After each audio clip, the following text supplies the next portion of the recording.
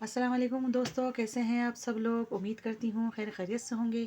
दोस्तों, हमेशा की तरह आज फिर मैं सर्दी के हवाले से रेसिपी लेकर आई हूँ। मैंने सोचा कहीं आप भूल तो नहीं गए, जो आज मैं आप लोगों के लिए रेसिपी लेकर आई हूँ। बहुत ही ज़बरदस्त बनने वाली है और बहुत आसान मेथड के साथ आज मैं आप लोगों को बताऊँगी कि गजरेला खीर किस तरह से बनाई जाती है। अक्सर आप लोगों ने शादी ब्याहों में खाया होगा, तो मैं बिल्कुल थोड़ा-सा आसान मेथड के साथ आप लोगों को बताऊँगी कि गजरेला हम घर में किस तरह से बना सकते हैं, बहुत आसान तरीके से। और यकीन मानिए इतना बेहतरीन होगा कि आपको खाकर मज़ा आ जाएगा। खीर से 10 गुना बेहतर ये रेसिपी होती है और सर्दियों की तो जान होती है। तो चलिए रेसिपी को स्टार्ट कर लेते हैं। यहाँ पर बिस्मिल्लाहिर्रहमानिर्रहीम पढ़कर तो यहाँ पर मैंने प्यारी सी एक कढ़ाई ले ली है और उसके अंदर मैं शामिल कर रही हूँ 1 लीटर दूध। और दूध मेरे पास फुल फैट क्रीम दूध है, यानी खुला दूध जो होता है उसी से ही बनाएंगे हम। टेट्रा पैक यहाँ पर इस्तेमाल नहीं करेंगे। तो 1 केजी मैंने यहाँ पर दूध ले लिया है, जो कि फुल फैट क्रीम दूध है मेरे पास। तो इसको पहले मैं बहुत अच्छे से एक बॉयल दिलाऊंगी। तो इतनी देर हम दूसरा काम कर लेते हैं जब तक इसमें बॉयल आता है। तो यहाँ देख सकते हैं बहुत ही खूबसूरत रेड कलर की मेरे पास गाजरें हैं। गाजरों को मैंने अच्छे से पहले छील लिया है, उसको वॉश कर लिया है। तो अब यहाँ 3 से 4 गाजरें जाएंगी सिर्फ इसके अंदर। मैं देख लूँगी मुझे कितनी ज़रूरत है। अब यहाँ पर मैंने ले लिया है मोटे सुराख वाला ग्रेटर, क्योंकि हमें मोटे सुराख वाले ग्रेटर से ही इसको ग्रेट करना है। बारीक वाला आप ग्रेटर यूज़ मत कीजिएगा इस रेसिपी में। तो देखें, इसको मैं पहले घिस लेती हूँ, फिर आपको मैं दिखाती हूँ। तो ये देखिए माशाल्लाह से मैंने बिल्कुल ग्रेट कर लिया है इसको बहुत अच्छे तरीके से। और मैंने एक गाजर बचा भी ली थी, वरना फिर आप देख लें कि आपको कितना इसके अंदर फ्लेवर चाहिए गाजर का, तो उस हिसाब से आप इसमें डाल लीजिएगा। अब यहाँ पर बहुत गौर से देखिएगा, मेरे पास चावल हैं, चावल देसी हैं। अगर आपके पास टोटा चावल हो तो ज़्यादा बेस्ट हैं, वरना साबुत भी ले सकते हैं। तो आधा कप मैंने चावल 1 घंटा पहले भिगो दिए थे, बनास्पति चावल।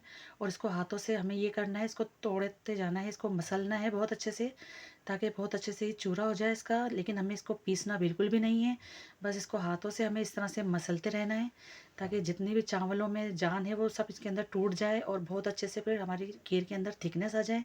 इसको मैं बहुत अच्छे से वॉश कर लूँगी। अब यहाँ पर देखें दूध के अंदर बहुत अच्छे से बॉयल आ गया है यहाँ पर। तो इसको देख लेते हैं, हम चला लेते हैं एक दफ़ा। तो यहाँ पर बॉइलिंग आ चुकी है इस दूध के अंदर। तो अब जो मैंने चावल धो के रखे हैं इसके अंदर शामिल कर दूँगी। इसको मैंने 1 घंटे पहले भिगो दिए थे, लेकिन बनास्पति चावल डालिएगा आप भी। तो 1 किलो दूध के अंदर ये आधा कप मैंने चावल लिए हैं, इसको मैंने शामिल कर दिया। अब नॉर्मल टू मीडियम आंच पे इसको मैं पकने के लिए छोड़ दूँगी तकरीबन 10 से 15 मिनट।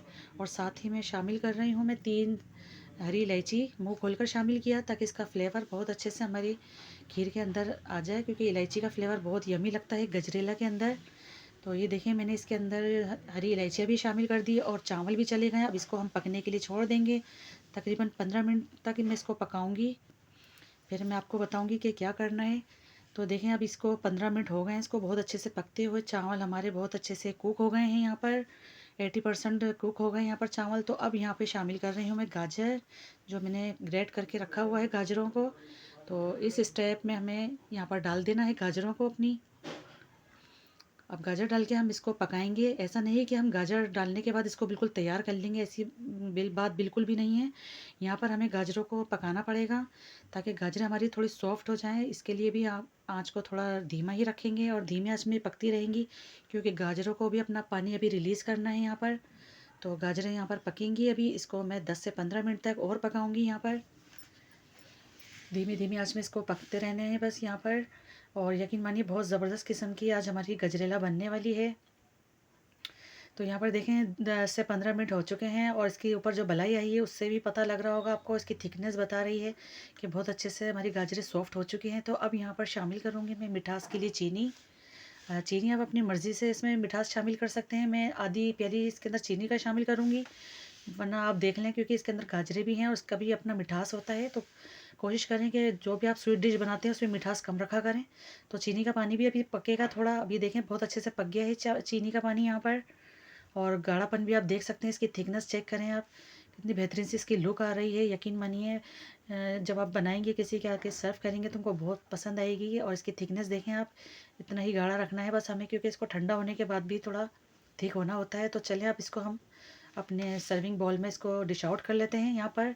तो ये देखें मज़ेदार सा हमारा गजरेला बनकर तैयार हो गया है और इतना यमी बनकर तैयार हुआ है, इतना क्रीमी है कि मैं आपको क्या बताऊँ। इसको ड्राई फ्रूट से आप इसको सर्व करें। मैंने यहाँ पर बादाम लिए हैं, पिस्ते डाले हैं यहाँ पर, और थोड़ी-सी मैं इसके अंदर किशमिश भी शामिल करूँगी, जो कि गजरेला में शामिल की जाती है, वरना आप अपनी मर्ज़ी से इसके अंदर ड्राई नट्स डाल सकते हैं। ये मैंने बिल्कुल आपको आसान मेथड के साथ सिखाया है, वरना अगर मैं इसके अंदर शामिल कर सकती थी, मुझे अगर खोया भी डालना था तो मैं डाल सकती थी, और इसके अंदर मैं क्रीम का भी यूज़ कर सकती थी। लेकिन मैंने बजट में रहते हुए आपको ये गजरेला सिखाई है, जो घरों में बनाया जाता है। वरना अक्सर आप लोगों ने शादी में जो खाया होता है तो उसके अंदर खोया भी होता है, उसके अंदर क्रीम भी होती है।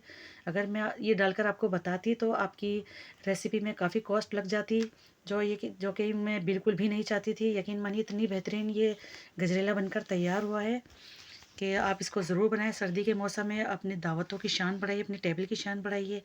तो ये थी आज की हमारी रेसिपी। रेसिपी अच्छी लगी तो प्लीज़ लाइक करिए, शेयर करिए, सब्सक्राइब करिए। दुआ में याद रखिए। अल्लाह हाफ़िज़।